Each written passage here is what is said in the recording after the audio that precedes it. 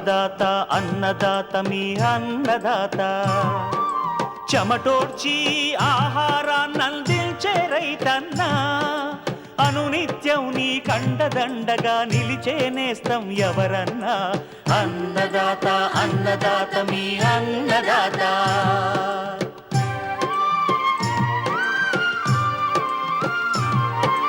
నూతన రీతుల సాగుబడికి నూరింతలు పెరిగే దిగుబడికి సూచనలిచ్చే సస్య రక్షణకు పశు పోషణకి శాస్త్ర విజ్ఞానం అందించి ముందుకు నడిపే తెలుగు రైతు భారతదేశానికి మకుటం అయ్యేలా తీర్చిదిద్దే ఆశయంతో మిమ్ము మేలు కొలిపేది అన్నదాత అన్నదాత అన్నదాత మీ అన్నదాత అన్నదాత అన్నదాత మీ అన్నదాత. అన్నదాత ప్రేక్షకులకు నమస్కారం. ఈనాటి ముఖ్యాంశాలు: అరటిని నష్టపరుస్తున్న సిగటోక ఆకుమచ్చ తెగులు నివారణకు చేపట్టాల్సిన చర్యలు, పంట దిగుబడిని పెంచే పొటాష్ పోషకం,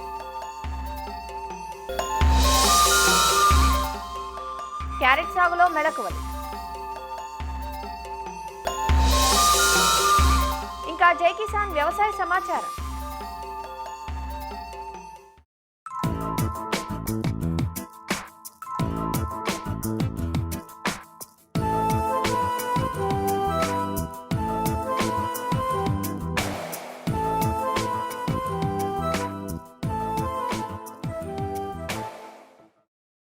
అరటిలో టిష్యూ కల్చర్ రకాలు అందుబాటులోకి వచ్చాక సాగులో తెగుళ్ల సమస్యను రైతులు చాలా వరకు అధిగమించగలిగారు.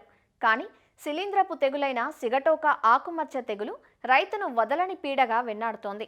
వర్షాకాలంలో ఈ తెగులు వ్యాప్తి ఎక్కువగా ఉంటుంది.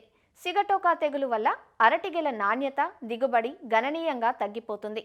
అరటి నాటిన దగ్గర నుంచి పంట చివరి దశ వరకు కనిపించే ఈ సిగటోక ఆకుమచ్చ తెగులు లక్షణాలు, నివారణకు చేపట్టాల్సిన సస్యరక్షణ చర్యల గురించి తెలియజేస్తున్నారు నంద్యాల ఉద్యాన శాఖ అధికారి హరీంద్ర.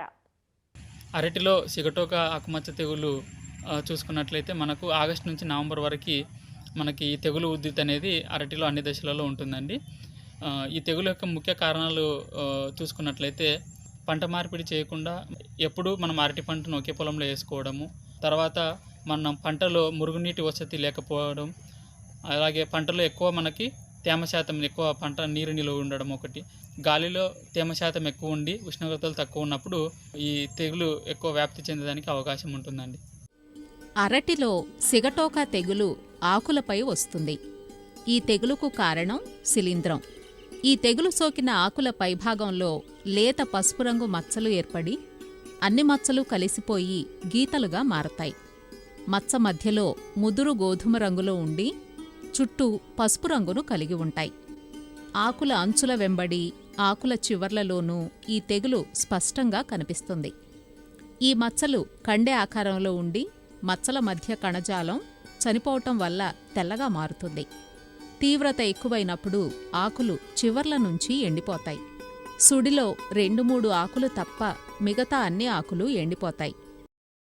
అరటిలో సిగటోక ఆకుమచ్చ తెగులు నివారణకి 2.5 గ్రాములు మ్యాంకోజెబ్ అనే మందును కానీ, లేదంటే 2 గ్రాములు క్లోరోథాలనిల్ అనే మందును కానివ్వండి, లేదంటే 1 గ్రాము కార్బండిజం అనే మందును కానివ్వండి, ప్రొపికనజోల్ 1 మిల్లీలీటర్, లేదంటే అజాక్సిస్ట్రోబిన్ డైఫెన్కనజోల్ 1 మిల్లీలీటర్ కానివ్వండి, లేదంటే టెబుకనజోల్ ట్రైఫ్లాక్సిస్ట్రోబిన్ 1 ml లీటర్ నీటికి కలుపుకొనేసి, దీనికి మనము లీటర్ నీటికి తెగులు మందుతో పాటు 0.5 ml మనము ఈ జిగురు మందును కలుపుకొని స్ప్రే చేసుకోవచ్చు.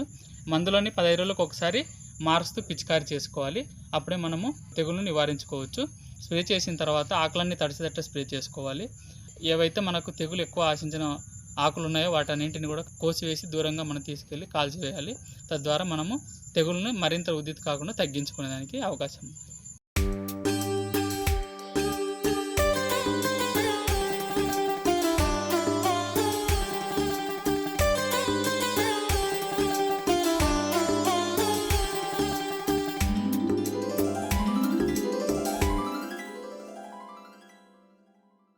విటమిన్ ఏ పుష్కలంగా ఉండి శీతాకాలంలో ఎక్కువగా సాగయ్యే దుంప పంట క్యారెట్. కూరగాను, సలాడ్లలోనూ క్యారెట్ వినియోగం ఎక్కువగా ఉంది. సంవత్సరం పొడవునా మార్కెట్లో డిమాండ్ ఉన్న క్యారెట్ను చలికాలంలో పండిస్తే అధిక దిగుబడులను ఆశించవచ్చు. ఆగస్టు నుంచి డిసెంబర్, జనవరి వరకు పలు దఫాలుగా విత్తుకునే అవకాశం ఉన్న క్యారెట్ నుంచి అధిక దిగుబడులు పొందాలంటే విత్తు నుంచి తీత వరకు మెలకువలు పాటించాలి. ఆ వివరాలు ఇప్పుడు చూద్దాం. క్యారెట్ సాగుకు చల్లని వాతావరణం అనుకూలం.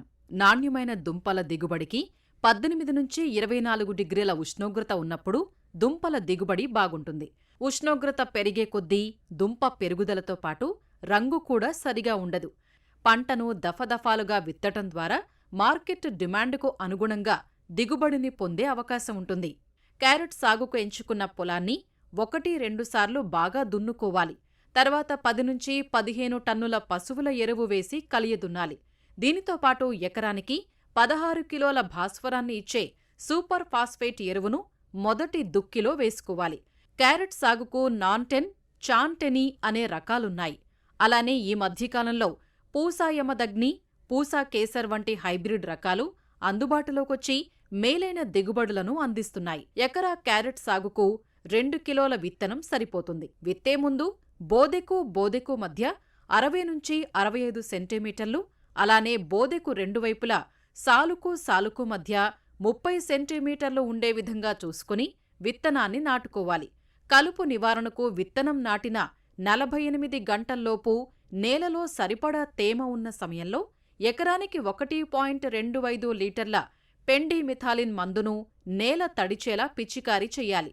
పంట మొలిచిన తర్వాత కలుపు వస్తే 15 నుంచి 20 రోజుల మధ్యలో ఎకరానికి 300 గ్రాములు మెట్రిబుజిన్ మందును 200 లీటర్ల నీటికి కలిపి పిచికారీ చేస్తే క్యారెట్ పంటకు ఎలాంటి నష్టం లేకుండా కలుపును నివారించుకోవచ్చు. క్యారెట్ను విత్తిన 10 నుంచి 15 రోజుల తర్వాత థిన్నింగ్ చేసుకోవాలి. మొక్కకి మధ్య 5 నుంచి 10 సెంటీమీటర్లు ఉండేలా కుదురుకు ఒక మొక్క చొప్పున ఉంచి ఒత్తుగా ఉన్న మొక్కలను పలుచన చెయ్యాలి. ఇలా చేయటం వల్ల దుంప ఊరుదల బాగుంటుంది. ఎకరానికి 20 కిలోల నత్రజని, 20 కిలోల పొటాష్నిచ్చే ఎరువులను 3 దఫాలుగా నాటిన 20 నుంచి 30 రోజులకు మొదటిసారి, 45 రోజులకు రెండవసారి, 60 రోజులకు మూడవసారి వేసుకోవాలి. నీటి యాజమాన్యం ఈ పంటకు కీలకం. నేలను బట్టి, వాతావరణ పరిస్థితులను బట్టి 7 నుంచి 10 రోజుల వ్యవధిలో తడులందించాలి. నీరు ఎక్కువైతే దుంపకుళ్ళు ఆశించే ప్రమాదం ఉంటుంది. అందువల్ల తడులను అవసరాన్ని బట్టి అందించాలి. ఈ మధ్యకాలంలో చాలామంది రైతులు పారకం పద్ధతిని వదిలి సూక్ష్మసేద్య పద్ధతులను ఆచరిస్తున్నారు. దీంతో నీటి వృధా తగ్గుతుంది. క్యారెట్ పంటకు ప్రధాన నష్టం కలిగించేది దుంపకుళ్ళు. దుంపకుళ్ళు రస్ట్ ఫ్లై అనే ఈగ కారణంగా ఆశిస్తుంది. తల్లి పురుగులు భూమి మీద గ్రుడ్లు పెడతాయి. గ్రుడ్ల నుంచి వచ్చిన పిల్ల పురుగులు దుంప పెరిగే దశలో కాండం తొలుచుకుని దుంపలోకి ప్రవేశించి రంధ్రాలు చేస్తాయి. పైనుంచి పంటను గమనిస్తే ముదురాకులు వడలిపోవటం, క్రొత్తగా వచ్చే ఆకులు తెలుపు రంగులో ఉండి వడలిపోయి ఉండడం కనిపిస్తుంది. ఈ లక్షణాలను గమనించినప్పుడు దుంపలను పీకి చూసినట్లయితే అవి కుళ్ళిపోయి కనిపిస్తాయి. నివారణకు లీటరు నీటికి 2 మిల్లీలీటర్ల మలాథియాన్ కలిపి పిచికారీ చెయ్యాలి. క్యారెట్ విత్తిన 90 నుంచి 100 రోజులకు పంట కోతకు వస్తుంది. దుంప త్రవ్వకం ఆలస్యమయ్యే కొద్దీ పీచు ఎక్కువై నాణ్యత తగ్గిపోతుంది. కోత చేసే ముందు పంటకు తడిచ్చి మొక్కలను పీకాలి. దుంపలను నీళ్లల్లో కడిగి ఆరబెట్టి మార్కెట్ చేసుకోవాలి. అన్ని యాజమాన్య పద్ధతులు పాటిస్తే ఎకరాకు 8 నుంచి 12 టన్నుల వరకు దిగుబడిని పొందవచ్చు.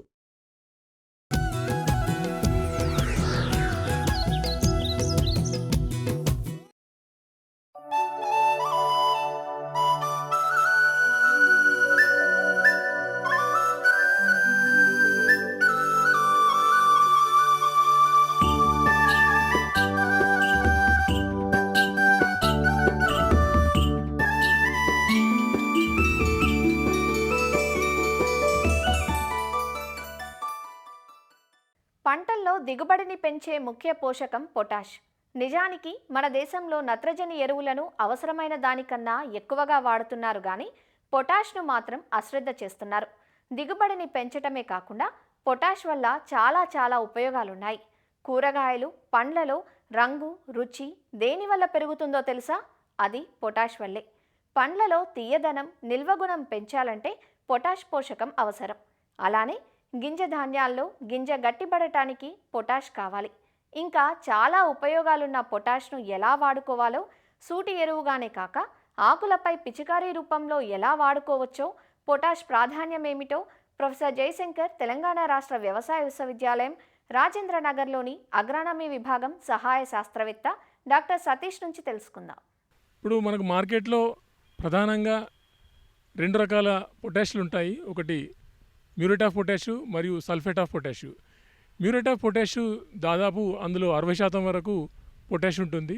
ఇది అన్ని పంటలకు సమర్థవంతంగా వినియోగించవచ్చు. కానీ కొన్ని పంటలు ఉంటాయి, ఉదాహరణకు పొగాకు కావచ్చు, బంగాళదుంప కావచ్చు, లేకుంటే నిమ్మ మరియు ద్రాక్ష, ఇట్లాంటి పంటలలో ఇది వినియోగించడానికి రాదు. దీనికి అనుగుణంగానే ఈ పైర్లకు వాడుకోవాలంటే సల్ఫేట్ ఆఫ్ పొటాష్ రూపంలో మనం వాడుకోనికి ఎంతైనా అవకాశం ఉంది.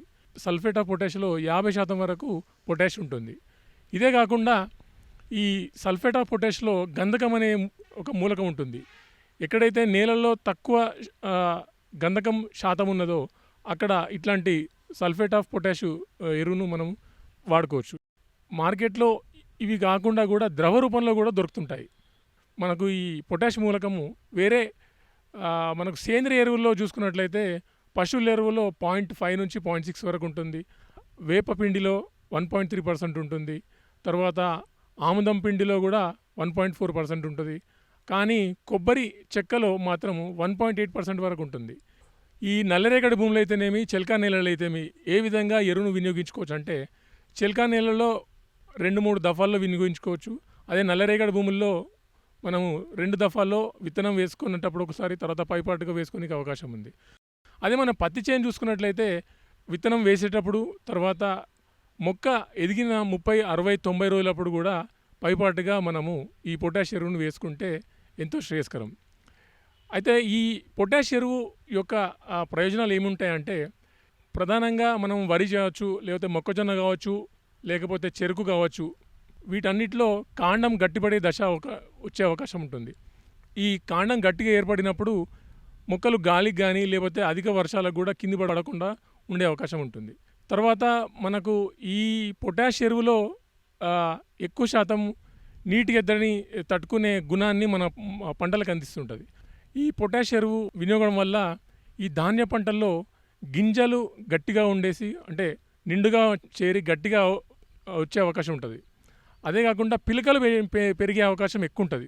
ముఖ్యంగా ఈ ధాన్య పంటల్లో, అంటే సజ్జ కావచ్చు, చిరుధాన్యాలు కావచ్చు, ఇట్లాంటి వాటిల్లో బాగా అవకాశం ఉంటుంది ఈ పొటాష్ ఎరువు వేయడం వల్ల. ఈ చీడపీడలను తట్టుకుని నిలబడే శక్తి దీంట్లో ఎక్కువ ఉంటుంది ఈ పొటాష్ ఎరువు వాడకంలో. అంతేకాకుండా మనము చౌడు నేలల్లో కనుక ఈ పొటాష్ ఎరువును విరివిగా ఉపయోగించుకున్నప్పుడు ఇనుపధాతు లోపం ఏదైతే ఉంటుందో అది పొటాషియం ఎరువు చేయబట్టి మంచిగా ఈ ఇనుపధాతు లోపం లేకుండా చూసుకునే అవకాశం ఉంది. దీనికి తోడు మనము ఇంకా వేరే ఇతరతర పంటలు కనుక చూసుకున్నట్లయితే, ప్రధానంగా ఈ దుంప సంబంధించినటువంటి పంటలు, క్యారెట్ కావచ్చు, లేదా బీట్రూట్ కావచ్చు, లేకపోతే బంగాళదుంప కావచ్చు, ఇట్లాంటివన్నీ కూడా వాటి యొక్క పరిమాణం పెరుగుతుంది ఈ పొటాషియం వాడడం వల్ల. ఇదే కాకుండా ఈ యొక్క కూరగాయ సాగుల్లో మనము ఈ టమాటా కనుక చూసుకున్నట్లయితే ఎక్కువ శాతము నాణ్యత గల నిల్వ సామర్థ్యం పెంచే అవకాశం ఈ పొటాషియం ద్వారా మనకు సమకూరుతుంది. వరిలో ప్రతి సంవత్సరం మనము సూటి ఎరువులతో ఎంతో మనము వాడుకుంటుంటాము. అయితే ఈ వరిలో కనుక మనము ఒకవేళ పొటాష్ ఎరువును కనుక వినియోగించుకోలేని పరిస్థితుల్లో ఏమవుతుందంటే, ఈ ఆకు కింది భాగంలో ఉన్న ఆకులు ఏవైతే 4-5 వరుసలలో ఉన్న ఆకులు ఎరుపు రంగుగా మారుతాయి. చివరి ఆకు కొనల చివరిలో భాగం ఎరుపు రంగులో మారి అది క్రమేణా ఆకు మధ్య భాగంకు చేరి ఆకులు వడిలిపోయే అవకాశం ఉంటుంది. తద్వారా రంగు కూడా మారిపోయే అవకాశం ఉంటుంది. ఇంతేకాకుండా ఈ యొక్క గింజ గట్టి పడే దశ ఏదైతే ఉంటుందో ఆ టైంలో కనుక మనము పొటాష్ కనుక సమయానుకూలంగా మనం సవరించలేని పరిస్థితిలో ఏమవుతుందంటే ఈ గింజ నిండకుండా ఉంటుంది, గట్టిగా ఉండకుండా అవకాశం ఉంటుంది. ఇంకోటి ఏంటంటే ప్రధానంగా బ్యాక్టీరియల్ లీవ్ బ్లైట్ అంట, ఆకు ఎండు తెగులు, అది కూడా వచ్చే అవకాశం ఎక్కువ ఉంటుంది. సో దానికి సవరించాలంటే మనకు సూటి ఎరువులతో పాటు సమగ్ర పోషక యాజమాన్యం అనేది ఒక మంచి బ్రహ్మాస్త్రం అని చెప్పేసి మనం చెప్పుకోవచ్చు. దాంట్లో ఏంటంటే పశువుల ఎరువు 10 టన్నులు వేసుకుంటే ప్రతి సంవత్సరం ఆఖరి దిక్కులో అంటే నాటు పెట్టే టైంలో వేసుకొని చివికిపోయిన ఎరువులు వేసుకోవడము, దుబ్బు కట్టే దశ మరియు అంకురం నుంచి గింజ పాలు పోసుకునే దశ అయితే మనం గుర్తించి దాని టైంలో మనం ఈ పొటాషియం కనుక పైపాటుగా వేసుకున్నట్లయితే తప్పకుండా మనం ఈ పొటాషియం సవరించే వారం అవుతాము. మంచి దిగుబడిని వచ్చే అవకాశం ఎంతైనా ఉంది. ఫోలియర్ స్ప్రేలో ముఖ్యంగా ఏంటంటే మనం వేసే పైపాటుగా పిచికారీ చేసే ప్రదేశము సుమారుగా గాలిలో 15 కిలోమీటర్ల పర్ సెకండ్ కనుక వీచినట్లయితే ఎప్పుడు కూడా మనం ఆ మందు ద్రావణ పిచికారీ చేసేది మొక్కల మీద పడకుండా ఉంటుంది. 19 కావచ్చు, లేకపోతే మల్టీకే రూపంలో కనుక మనము ఈ యొక్క పొటాషియం సవరించుకోనికి 5 గ్రామ్ పర్ లీటర్ 19 కావచ్చు, లేకపోతే 13045 4 to 5 గ్రామ్స్ అయినా మనం వినియోగించుకొని సవరించుకోనికి అవకాశం ఎంతైనా ఉంది.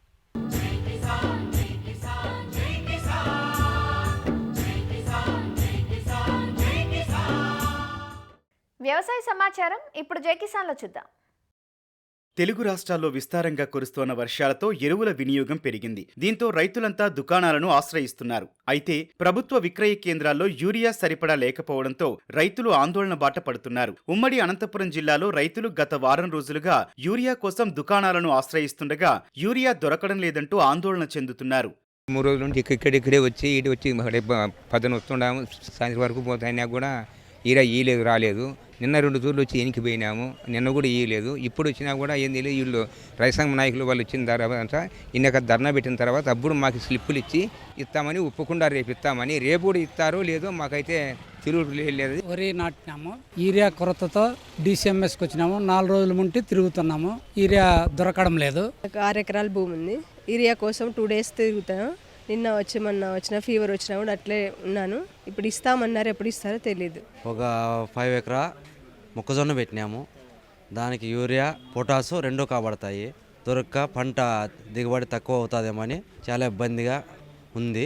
బయట ఎక్కడ దొరకలేదు. ఇక్కడ వస్తే ఇక్కడ ఒక 10 మూటలు మందు ఎత్తుకుంటే ఇస్తారు, లేకుంటే లేదు. మాకు మందు అవసరం లేదు మొక్కజొన్నకు. రాబట్టి 10 రోజులు అవుతుంది, ఎక్కడ దొరకలే.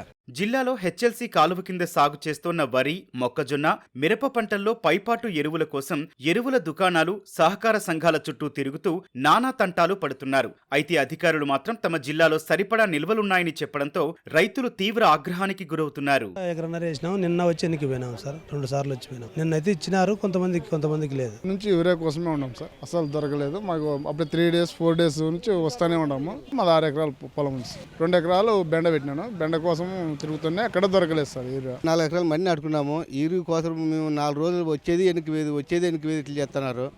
మాకు ఎట్లా దయచేసి యూరియా పంపించారు సార్. మాకు 2-3 రోజులు అయ్యా యూరియా తిరుగుతున్నాము. నిన్న సాయంత్రం తమ్మే వేసుకున్నారు, 23 బ్యాగులు ఉన్నాయన్నారు. ఈలే అది పొద్దున ఆటోకును వచ్చి కార్లో ఎత్తిచ్చినారు. మళ్ళీ ఇక్కడ వచ్చినాము. ఇక్కడ ప్రైవేట్ వాళ్ళు ఏదో ఉంది అని మంచిగా 2 బ్యాగులు ఇస్తున్నారు. ప్రైవేట్ దాంట్లో ఇస్తున్నారు, గవర్నమెంట్ దాంట్లో అయితే ఈలే. అనంతపురం జిల్లాలో గత వారం రోజులుగా సమృద్ధిగా వర్షాలు కురుస్తున్నాయి. జిల్లా రైతాంగం సంబంధించినటువంటి వర్షాలు రావడంతో సంతోషంగా పంటలు సాగు చేయడానికి సిద్ధమైనటువంటి పరిస్థితి. రైతులకు సంబంధించి వరి వేసుకున్నటువంటి రైతులు ఇప్పుడు యూరియా వేయడం చాలా ప్రధానం. యూరియా వేస్తే దిగుబడి వచ్చేటువంటి అవకాశం ఉంటుంది. యూరియా కోసం రైతులు జిల్లా కేంద్రంలో ఉన్నటువంటి DCMS దగ్గరకు వస్తే స్టాక్ లేదని చెప్పడం వల్ల నిన్న ఈరోజు రైతులు ఎల్లు తిరుగుతున్నటువంటి పరిస్థితి. ఈరోజు ఆందోళన చేస్తే రేపు స్టాక్ తెప్పించి రైతులకు సరఫరా చేస్తామని చెప్తున్నారు. నిన్న జిల్లా కలెక్టర్ గారు, వ్యవసాయ అధికారులు రివ్యూ మీటింగ్ జరిపి జిల్లాలో సంబంధించిన యూరియా రైతులకు అందుబాటులో ఉంది.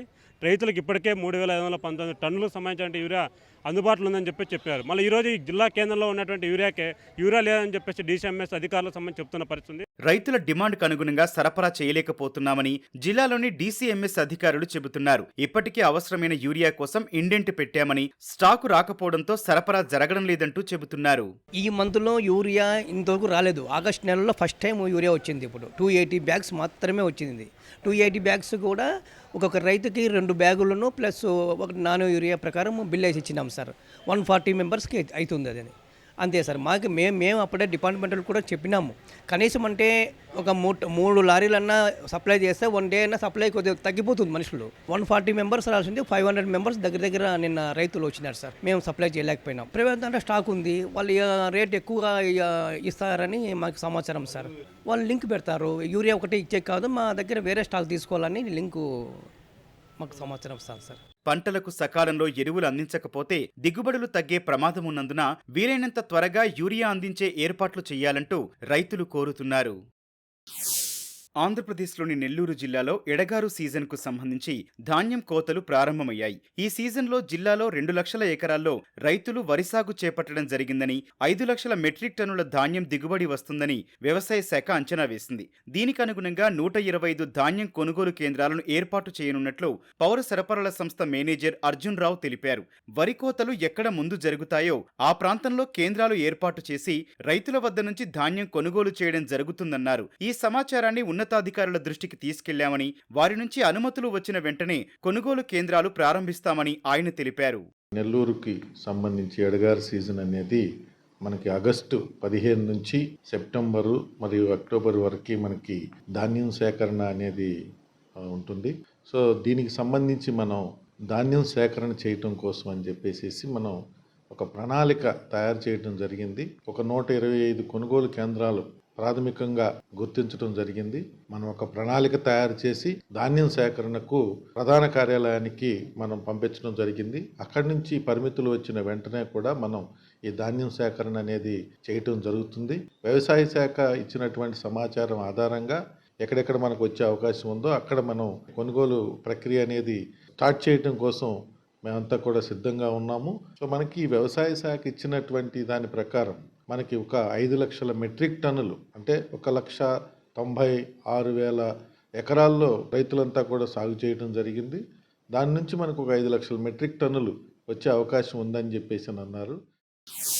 ఆంధ్రప్రదేశ్లోని పాడి రైతులకు అవసరమయ్యే వైద్య సేవలతో పాటు గ్రామీణ యువత స్వయం ఉపాధి సాధించేలా వివిధ పథకాలను అవలంబిస్తూ శిక్షణ కార్యక్రమాలను నిరంతరం నిర్వహిస్తోంది శ్రీ వెంకటేశ్వర పశు వైద్య విశ్వవిద్యాలయం. రాష్ట్రంలోని ప్రధాన పశుజాతులైన ఒంగోలు జాతి ఆవులు, ఎడ్లు, గొర్రెల్లో మేలుజాతి సంతతిని పెంపొందించడానికి తన అనుబంధ శాఖలతో కలిసి విశ్వవిద్యాలయం కసరత్తు చేస్తోంది. అలానే పందుల పెంపకంపై మేలైన యాజమాన్య విధానాలు, వ్యవసాయ అనుబంధ రంగాల్లో రైతులు, ఔత్సాహిక యువతను ప్రోత్సహించడంలో పశు వైద్య విశ్వవిద్యాలయం తమ సేవలు కొనసాగిస్తోందని వర్సిటీ ఉపకులపతి డాక్టర్ జేవి రమణ తెలిపారు. విద్యార్థులకు పశు వైద్య పాఠ్యాంశాలు బోధించడంతో పాటు పాడి రైతులకు అవసరమయ్యే అనేక కార్యక్రమాలను చేపడుతున్నామని వివరించారు.